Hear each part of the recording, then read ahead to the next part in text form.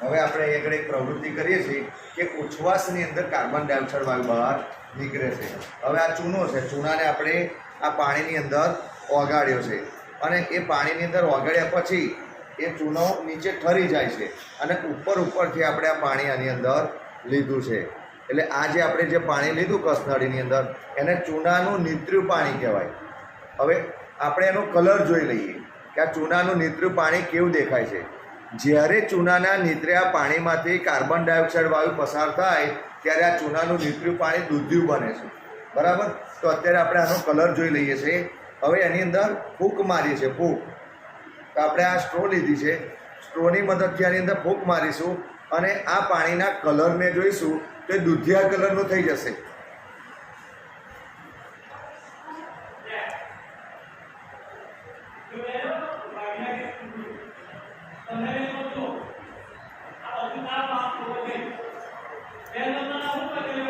જો આ